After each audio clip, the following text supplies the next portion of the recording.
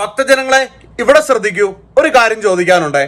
നമ്മുടെ ശബരിമലയിലെ സ്വർണം പോയതിന്റെ പേരിൽ എന്തൊക്കെ കോലാഹലങ്ങൾ നമ്മുടെ കേരളത്തിൽ നടന്നു എന്നുള്ളത് നിങ്ങൾക്കറിയാമല്ലോ. അത് വളരെ നല്ലൊരു കാര്യം തന്നെയാണ്. പക്ഷേ നമുക്ക് ശബരിമലയിലെ സ്വത്തിനെ കുറിച്ച് മാത്രം ചോദ്യം ചെയ്താൽ മതിയോ? വീഡിയോ മുഴുവനായിട്ട് കണ്ടിട്ട് മാത്രം മറുപടി പറഞ്ഞാൽ മതി കേട്ടോ. എനിക്കൊന്ന് ലോകത്തിൽ വെച്ച് തന്നെ ഏറ്റവും കൂടുതൽ സമ്പാദ്യമുള്ള അമ്പലം ഏതാണ് എന്ന് ചോദിച്ചു കഴിഞ്ഞാൽ അതിന് ഒറ്റൊരു ഉത്തരം മാത്രമേ ഉള്ളൂ, നമ്മുടെ തിരുവനന്തപുരത്തുള്ള ശ്രീ പത്മനാഭസ്വാമി ക്ഷേത്രം. അപ്പോ ആ ഒരു ക്ഷേത്രത്തിലെ ചില കാര്യങ്ങളെ കുറിച്ച് നമ്മുടെ ഹിമവൽ ഭദ്രാനന്ദ എന്ന് പറയുന്ന അല്ലെങ്കിൽ തോക്ക് സ്വാമി എന്ന് വിളിക്കപ്പെടുന്ന ഇദ്ദേഹം പറയുന്ന കാര്യം നിങ്ങളൊന്ന് കേട്ടു നോക്കുക. കേട്ടതിന് ശേഷം ഇയാളെ കുറ്റം പറയുന്നതിന് മുമ്പ് ഞാൻ പറയുന്നത് മുഴുവനായിട്ട് കേട്ടിട്ട് മാത്രം കമന്റ് ഇട്ടാൽ മതി. പത്മനാഭസ്വാമി ക്ഷേത്രത്തിൽ നിന്ന് 550 കോടി രൂപ മൂല്യങ്ങളുള്ള സ്വർണവും രത്നങ്ങളും ബി ജെ പി സപ്പോർട്ട് ചെയ്യുന്നവർ അടിച്ചുകൊണ്ട് പോയതിൻ്റെ തെളിവാണ്. ഇതിൻ്റെ വലിയ കോപ്പി ഇത്രയുള്ള ഫയലുണ്ട്, നിങ്ങൾക്ക് ഞാൻ വാട്സപ്പ് ചെയ്ത് തരാം. എല്ലാം കൂടെ ചുമന്നുകൊണ്ട് വരാൻ പറ്റില്ല. ഈ വിവരം സുപ്രീം കോടതിയുടെ മുൻപാകെ അമിക്കസ് ക്യൂറിയും വിനോദ് റോയും സമർപ്പിച്ചതാണ്. ഇതിനെതിരെ ഒരു അന്വേഷണം നടത്താതിരിക്കാൻ വേണ്ടിയിട്ട് BJPയുടെ തിരുവനന്തപുരത്തെ കൗൺസിലർമാരും അവിടുത്തെ കരമന ജയനും അതുപോലെ തന്നെ രാജീവ് ചന്ദ്രശേഖറും സുരേഷ് ഗോപിയും ഇടപെട്ടാണ് ഈ കളി നടത്തിക്കൊണ്ടിരിക്കുന്നതെന്നുള്ള തെളിവാണ്.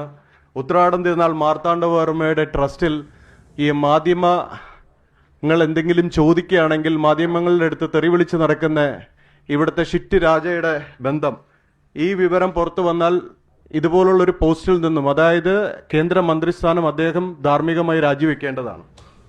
സുരേഷ് ഗോപിയാണ് ഇതിൻ്റെ പ്രസിഡന്റ്. എന്താണിത്? ശ്രീ ഉത്രാടം തിരുനാൾ മാർത്താണ്ഡവർമ്മ മഹാരാജാവിൻ്റെ പേരിൽ നടത്തുന്ന ട്രസ്റ്റ് എല്ലാ വർഷവും 5 കോടിയുടെ ഒരു പൂജ നടത്തും. ഇതുമായി ബന്ധപ്പെട്ടുള്ള ബാക്കി വിവരങ്ങളെല്ലാം ഞാൻ നിങ്ങൾക്ക് തരാം.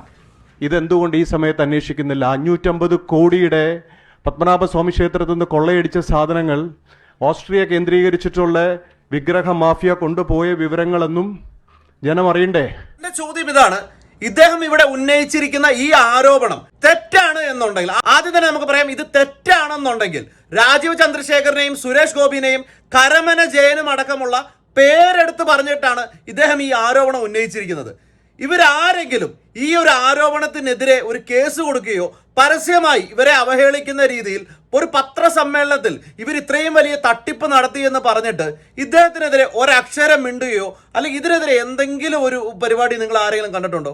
ഇനി ഇദ്ദേഹം പറയുന്നത് ശരിയാണ് എന്നുണ്ടെങ്കിൽ നിങ്ങൾ ആരെങ്കിലും ഏതെങ്കിലും BJPക്കാരോ അല്ലെങ്കിൽ ഏതെങ്കിലും ഈ പറയുന്ന പോലെ സ്നേഹം കൂടിയ ശബരിമലയിൽ മാത്രം ഉണ്ടായിരുന്ന സ്നേഹമല്ലല്ലോ, എല്ലാ ദൈവങ്ങളോടും എല്ലാ അമ്പലങ്ങളോടും ആ സ്നേഹം വേണ്ടേ? എന്തുകൊണ്ടാണ് ഇവിടെ ഒരു പ്രതിഷേധവും കാണാത്തത്?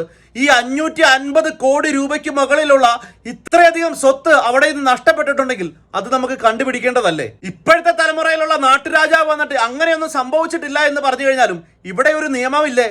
നമുക്കത് അന്വേഷിക്കണ്ടേ? EDയെ കൊണ്ട് അന്വേഷിക്കണ്ടേ? നാഷണൽ ഏജൻസിനെ കൊണ്ട് അന്വേഷിപ്പിക്കണ്ടേ? ഇതൊന്നും അന്വേഷിപ്പിക്കണമെന്നോ ഇതിനെക്കുറിച്ച് സംസാരിക്കാനോ എന്തുകൊണ്ടാണ് ആരും ഇറങ്ങാത്തത്? അതേസമയം ഇതിപ്പോ കമ്മ്യൂണിസ്റ്റ് പാർട്ടിക്കാരുടെ തലയിലോട്ട് വെക്കാനുള്ളതാണെന്നുണ്ടെങ്കിൽ എന്തുമാത്രം ആൾക്കാരെ കണ്ടേനെ. ഒരാളും ഒന്നും മിണ്ടിക്കണ്ടില്ല, അതുകൊണ്ട് ചോദിച്ചതാണേ.